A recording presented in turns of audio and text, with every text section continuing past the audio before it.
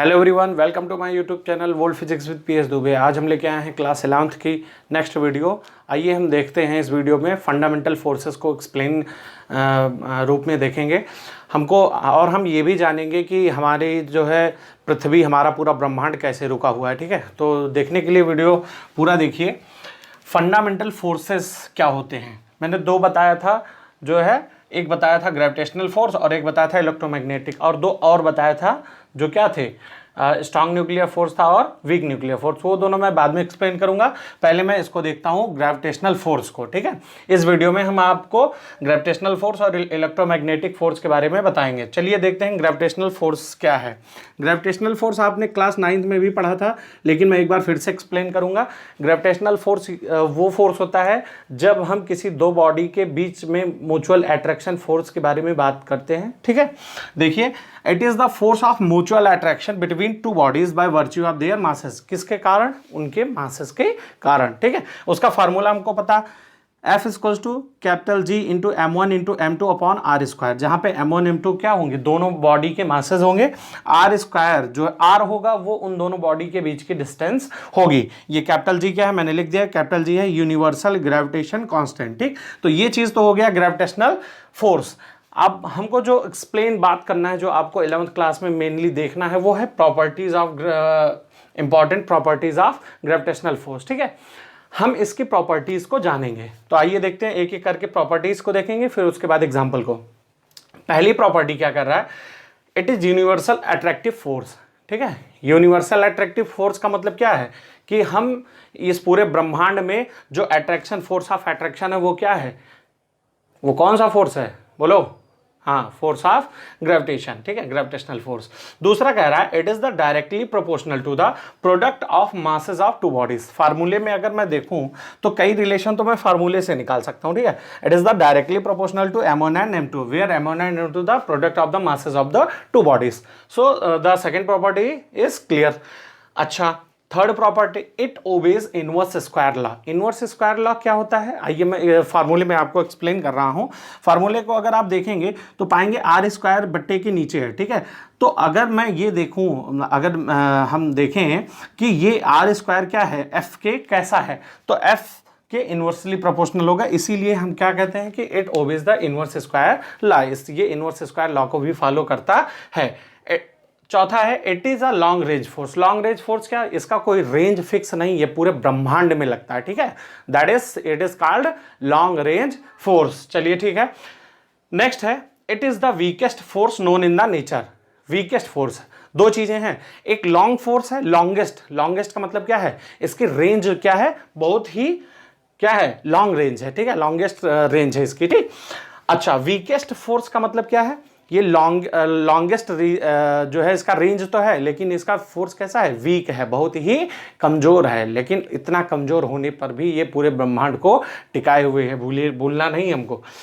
अच्छा, छठा क्या कह रहा है, it is the central force. Central आपको पहले भी बता चुका हूं, फिर से मैं बता रहा हूं, सेंट्रल फोर्स क्या होते हैं, act along the line joining of the centre of line joining of two bodies. ठीक है, दोनों बॉडीज के सेंटर के लाइन जॉइनिंग के अकॉर्डिंग ये फोर्स लगता है, तो it is the central force. ठीक, it is a conservative. Conservative force आप जो है वर्क पावर एनर्जी वाले चैप्टर में एक्सप्लेन पढ़ोगे, लेकिन यहाँ पे मैं फिर भी आपको छोटी सी झलक दिखाई दे रहा हूँ। It is the conservative force. Conservative force क्या होता है, देखो, कंजर्वेटिव फोर्स में हम क्या देखते हैं, वर्क डन को देखते हैं। ठीक है, तो एक कंजर्वेटिव और नॉन कंजर्वेटिव, तो एक में जो है वर्क डन क्या होता है, पाथ इंडिपेंडेंट होता है, और एक में पाथ डिपेंडेंट होता है। ठीक है, किसके अगेंस्ट, ग्रेविटी के अगेंस्ट। ठीक है, तो इसमें क्या होगा, जो वर्क डन होगा वो पाथ इंडिपेंडेंट होगा। ठीक है, एक्सप्लेन करेंगे नेक्स्ट, जो भी आपका वर्क एनर्जी पावर जिस चैप्टर में ये आना है वहां पे एक्सप्लेन किया जाएगा। बस आप इतना ध्यान दीजिए कि it is a conservative force. ये कैसा है, कंजर्वेटिव फोर्स है।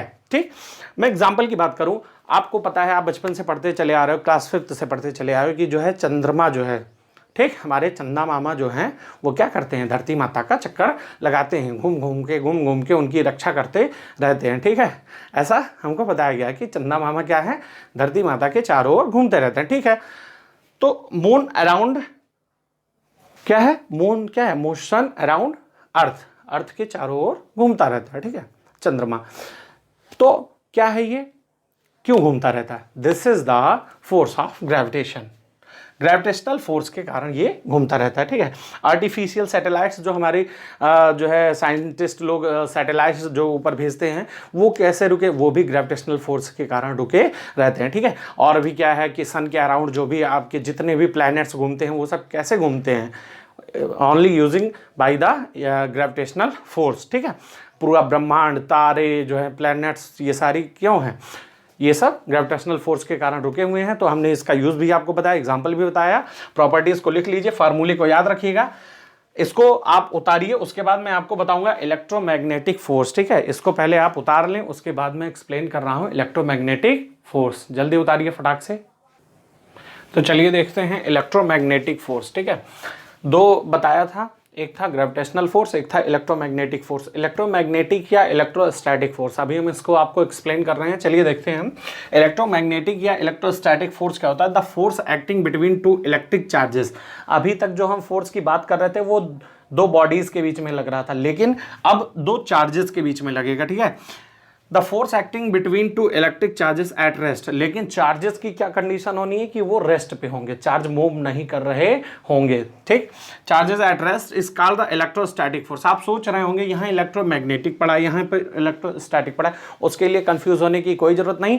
मैग्नेटिक इसलिए बोला गया क्योंकि जब कभी दो मैग्नेट के पोल्स के बीच के हम फोर्स की बात करते हैं तो उसको इलेक्ट्रोमैग्नेटिक, या और जब चार्जेस के बीच की बात करते हैं तो इलेक्ट्रोस्टैटिक उसको बोलते हैं। तो इसके लिए कोई कंफ्यूजन की बात नहीं, कोई बहुत बड़ी बात नहीं है। फोर्स फार्मूला यही है, रिलेट कर देता है, ठीक है। F is equal to 1/4πε0 into Q1 into Q2 upon are square. ये फार्मूला आपको 12th क्लास में मिलेगा, चैप्टर फर्स्ट में, ठीक है। लेकिन फिलहाल के लिए आपको ये फार्मूला याद कर लेना है, ठीक, ताकि आपको मालूम रहे कि इलेक्ट्रोस्टैटिक फोर्स का फार्मूला होता क्या है। इलेक्ट्रोमैग्नेटिक में 1/4πε0 की जगह पे μ0/4π आ जाता है, ठीक है। इसको नोट करिए। अब हम इसकी इंपॉर्टेंट प्रॉपर्टीज पे थोड़ा डिस्कस करेंगे, ठीक। वहां पे हमने देखा, वहां पे कहाँ पे ग्रेविटेशनल फोर्स में हमने देखा कि भैया जो हमारा ग्रेविटेशनल फोर्स था वो क्या था? अट्रैक्टिव। कैसा था? अट्रैक्टिव था। लेकिन यहाँ ऐसी कंडीशन नहीं है। It is may be attractive और रिपल्सिव। ये अट्रैक्टिव भी हो सकता है और रिपल्सिव भी हो सकता है। उसका रीजन मैं आपको बताना चाहूंगा। Q1 और Q2 है, ठीक। ये Q1 Q2 अगर सेम होंगे, सेम चार्जेस मतलब लाइक चार्जेस होंगे, जैसे पॉजिटिव पॉजिटिव या निगेटिव निगेटिव, तो हमेशा रिपेल करेंगे। तो फोर्स में क्या आएगा? रिपल्शन। अगर ये अपोजिट होंगे, एक पॉजिटिव दूसरा निगेटिव और दूसरा निगेटिव और पहला पॉजिटिव, तो ये क्या हो जाएगा? अट्रैक्टिव फोर्स, ठीक है। क्योंकि लाइक चार्जेस ऑलवेज, मैं लिख दूं कि like charges always repel each other. Like charges always repel each other, ठीक है। रिपल मतलब दूर दूर भगाते हैं, ठीक है। रिपल मतलब दूर दूर भगाते हैं। रिपल की स्पेलिंग देख लीजिएगा, ठीक। Ripple each other. अच्छा, अनलाइक चार्जेस, अनलाइक मतलब अनलाइक चार्जेस का मतलब होता है, मतलब एक पॉजिटिव या फिर एक, तो unlike charges always attract each other, ठीक। अब मैं शॉर्ट में लिख रहा हूँ, आप उसको लिख लीजिएगा, ठीक है। तो लाइक का मतलब लिख लीजिए, प्लस प्लस होगा तो लाइक, या माइनस माइनस होगा तो लाइक। अनलाइक का मतलब प्लस माइनस या माइनस प्लस, एक प्लस दूसरा माइनस होना चाहिए, ठीक है। तो ये अट्रैक्टिव भी हो सकता है और रिपल्सिव। डिफरेंस आप याद रखिएगा, दोनों में इंपॉर्टेंट है। It obeys inverse square law, ठीक है। सिमिलरिटी और डिफरेंस, तो सिमिलरिटी क्या हो गई? वो भी इनवर्स स्क्वायर लॉ को फॉलो कर रहा था और ये भी इनवर्स स्क्वायर लॉ को फॉलो कर रहा है। लेकिन डिसिमिलरिटी क्या हो गई कि वो केवल अट्रैक्टिव था, ये अट्रैक्टिव एंड रिपल्सिव दोनों है, ठीक है। It is a long range force, वो भी लॉन्ग रेंज फोर्स था और ये भी लॉन्ग रेंज फोर्स है। इट इज अ सेंट्रल, वो भी सेंट्रल फोर्स था, ये भी सेंट्रल फोर्स है। It is a conservative force. Central का मतलब बता दिया, वहां पे टू बॉडीज के लाइन ऑफ जॉइनिंग पे एक्ट होता था, centre of line of joining. यहाँ पे टू चार्जेस के centre of line act, centre of line joining पे होगा, ठीक है। It is a conservative force. Conservative force मतलब क्या है? इसके द्वारा भी वर्क डन जो होगा वो क्या होगा? पाथ इंडिपेंडेंट ही होगा। लेकिन अब वहां पे वीकेस्ट फोर्स लिखा हुआ था, वहां पे का मतलब कहां पे? ग्रेविटेशनल फोर्स, अभी जो मैंने बताया है थोड़ी देर पहले, उसमें क्या था कि वो वीकेस्ट फोर्स था। लेकिन यहां का जो फोर्स है वो क्या है? उससे कहीं गुना ज्यादा। कितना गुना ज्यादा? Let us see. It is a 10⁻36 time stronger than the gravitational force. ये ग्रेविटेशनल फोर्स से 10 की पावर 36 गुना ज़्यादा स्ट्रांग है। ठीक है, तो ये रही आपकी प्रॉपर्टीज, इसको आप याद करिएगा। सिमिलरिटीज आप निकाल लीजिएगा, डिसिमिलरिटीज भी आपको मिल जाएंगी। ठीक है, फार्मूला आप याद रखिएगा, यहाँ पे मैंने बता दिया। इलेक्ट्रोमैग्नेटिक इलेक्ट्रोस्टैटिक में कोई कंफ्यूजन नहीं रखना है आपको।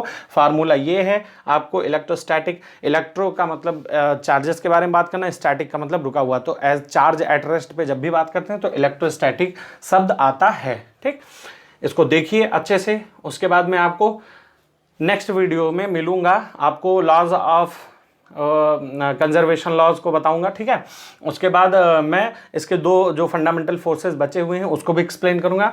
इसको आप देख लीजिए, उतार लीजिए उसके बाद। ठीक है, इसको आप कर लीजिएगा, पूरा प्रिपेयर करिएगा। मैं नेक्स्ट अगली वीडियो बहुत जल्द ही लाऊंगा। ठीक है, तब तक के लिए आप वीडियो को देखते रहिए, लाइक करिए, शेयर करिए, सब्सक्राइब करिए, अपने और भी दोस्तों को जोड़िए। ठीक, सबको लिंक शेयर कीजिए। डिस्क्रिप्शन एक बार जरूर चेक करिए आप, उसमें आप फेसबुक पेज है उसको भी फॉलो करिए। ठीक, और बाकी सारी वीडियोज़ के पार्ट और सारी चीज़ें वहाँ पे लिंक पड़ी रहती हैं, आप देख लीजिए। प्लेलिस्ट को आप जरूर चेक करिए। ठीक है, हर क्लास की प्लेलिस्ट अलग अलग बनी हुई है, 9th 10th 11th 12th की, और जो मैं 2 मिनट के शॉर्ट वीडियोस डालता हूँ उसकी भी प्लेलिस्ट है। तो आप प्लेलिस्ट को चैनल पे ज़रूर चेक करिए। ठीक है, और हमारे साथ ऐसे बने रहिए, अपने ज्ञान को बढ़ाते रहिए। तब और कोरोना चल रहा है, घर पे रहिए, सेफ रहिए, सुरक्षित रहिए। Thank you.